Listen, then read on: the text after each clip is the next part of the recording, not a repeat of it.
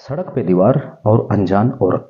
एक रोज मेरा दोस्त राजेश मुझे शाम को 4 या 5 बजे फोन करके अपने मामा के गांव बुलाता है और कहता है कि भाई आजा मामा के घर और हम फिशिंग करेंगे, यहाँ तालाब में खूब मोटी मोटी मछलियाँ हैं।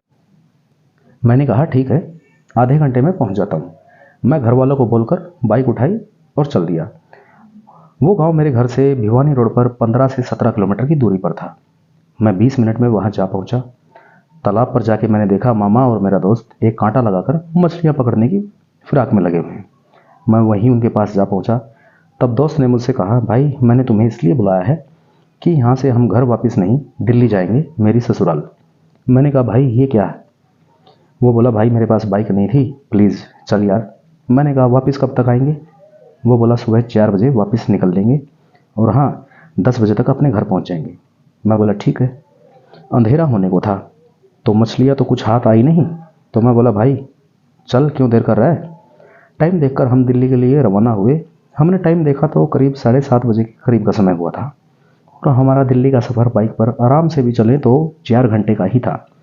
15-20 मिनट लगातार चलते हुए मेन रोड पर जिस तरफ हम जा रहे थे, स्पीड भी करीब 50 या 60 किलोमीटर पर आवर के आसपास की थी। लेकिन मुझे रात ज़्यादा महसूस हो रही थी। यकीन मानिए हम सिर्फ मुश्किल से 15 किलोमीटर ही आए होंगे। मैंने बाइक रोककर मेरे दोस्त को टाइम देखने को कहा। तब वो बोला यार टाइम देखने के लिए बाइक क्यों रोकी? मैं बोला यार तुम्हें कुछ अजीब सा नहीं लग रहा? वो बोला ऐसा क्या? मैंने कहा जब से हम सफ़र कर रहे हैं एक भी छोटा या बड़ा व्हीकल हमारे सामने से या बगल से नहीं गुजरा। सड़क पर सिर्फ ये मानो कि हम ही अकेले चल रहे हैं। वो बोला मुझे इस बात का कोई ध्यान नहीं, तू बाइक चला। मैंने बाइक स्टार्ट की और चल दिए। कुछ 1-2 किलोमीटर चलने पर मुझे सामने सड़क के बीचों बीच लगभग पूरी सड़क पर 3-4 फुट की एक दीवार खड़ी दिखाई। को धीमे किया और दोस्त को बोला कि भाई ये क्या है यार, सड़क रिपेयरिंग का काम चल रहा है या ऐसा कुछ मुझे ही महसूस हो रहा है। तो दोस्त ने कहा कि तू कच्चे रास्ते से क्रॉस कर ले, मुझे भी दीवार दिखाई दे रही है। तो मैंने भी वैसा ही किया। लगभग 1 किलोमीटर चलने पर फिर वैसी एक और दीवार सड़क के बीचों बीच दिखाई दी। मैंने फिर आवाज़ लगाई, अब बता ये क्या है? उसने कहा कुछ नहीं, तू चलता रहे। तो मैं चलता रहा। फिर हम main Rohtak road Delhi highway पर चढ़े तो थोड़ी दूरी पर सड़क किनारे एक चाय की दुकान दिखाई दी। हमने वहाँ बाइक रोकी और 2 चाय ऑर्डर की। मेरा दोस्त वहाँ पीछे एक लकड़ी के तख्त पर लेट गया और मुझसे बोला कि जा 2 लड्डू लेके आ। मैं वहाँ दुकान पे जाके 2 लड्डू ले आया। एक मैं खाने लगा और दूसरा उसे दे दिया। वो एक ही बार में पूरा लड्डू मुंह में डालकर बिना चबाए निकल गया और बोला भाई और दे। मैंने उससे कहा, बे साले तू जानवर है क्या? उसने कोई जवाब ना देते हुए मेरा खाया हुआ आधा लड्डू भी मुझसे छीनकर निकल गया और ज़ोर से हंसने लगा। मैंने सोचा छोड़ो, साला मस्खरी हरकतें कर रहा है। तभी चाय वाले ने आवाज़ लगाई, भाई चाय तैयार है, ले जाओ। मैं दोनों चाय लेकर उसके पास आया और बोला चल खड़ा हो, जल्दी चाय पी, सफ़र लंबा है, हमें भाई दिल्ली भी पहुंचना है। उसने कुछ ना बोलते हुए दोनों चाय के कपों को हाथ मारकर उड़ेल लिया और बोला नहीं पीते और चल दिल्ली चलते हैं। मैं बोला भाई चलो। रास्ते में पता नहीं आधा किलोमीटर चलने के बाद वो बोला यार एक काम कर, दिल्ली नहीं चलते, चल ना घर चलते हैं। पता नहीं मुझे कुछ अजीब सा फील हो रहा है, घबराहट महसूस हो रही है, सिर दर्द भी कर रहा है। उसके दिल्ली जाने के फैसले से तो मैं खुश नहीं था, लेकिन ना जाने के फैसले से बहुत खुश हुआ। मैंने भी झट से बाइक को रोककर टर्न लिया और एक शॉर्टकट रास्ते से जुलाना शहर की तरफ बाइक को मोड़ दिया। वहाँ से हमारा होम टाउन 25 किलोमीटर ही दूरी पर था, लेकिन वो रास्ता गांव के रास्ते से होकर जाता था। वो समय करीब रात के 11 बजे के आसपास का था और रास्ता बिल्कुल सुनसान वीराना सा था। हालांकि उस रास्ते पर दिन के समय में मैं कई बार आया गया हुआ हूँ, पर रात का सफ़र थोड़ा परेशानी भरा तो होता ही है। सो हम फिर भी चल दिए। रास्ते में सड़क पर जहाँ तक नज़र जाती सिर्फ खेत ही खेत थे।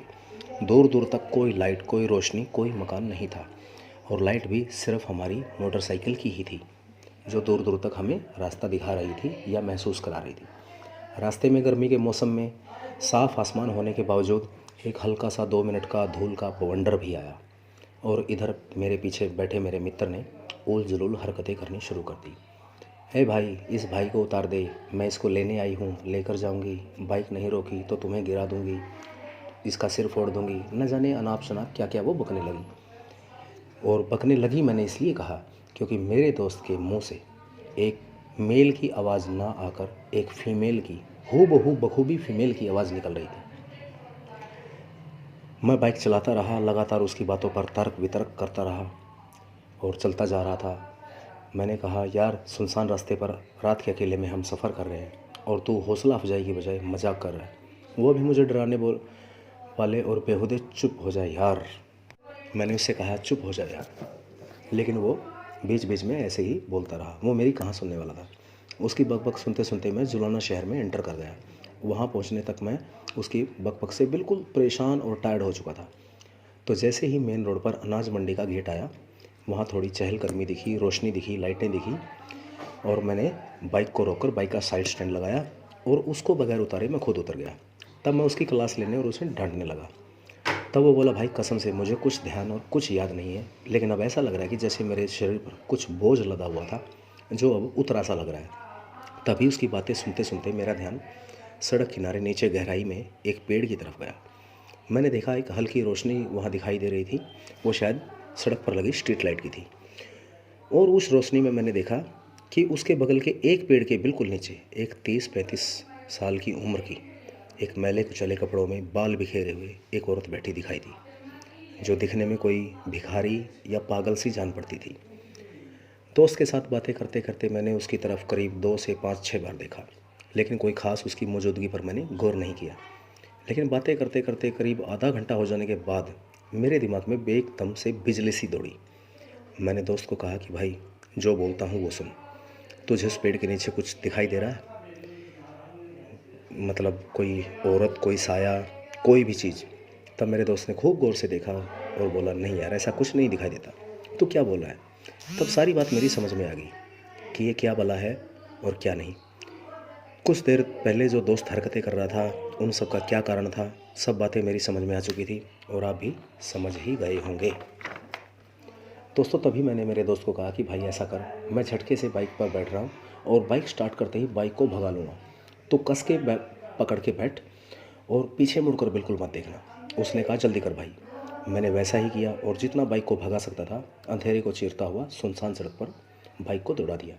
घर पहुंचने में मुश्किल से हमें 20 मिनट या आधा घंटा लगा।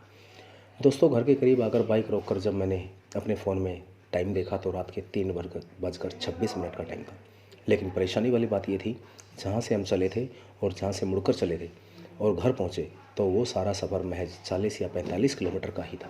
तो शाम के 7 बजे से रात के 3 बजे तक का समय कहाँ लगा, ये हमें आज तक समझ नहीं आया। आशा करता हूँ कि आपको मेरी ये कहानी पसंद आई होगी। ऐसी ही मनोरंजक कहानियों के लिए हमसे जुड़े रहें और जल्द ही एक नई सच्ची घटना के साथ आपसे जल्द ही मुलाकात होगी। तब तक के लिए जय श्री राम।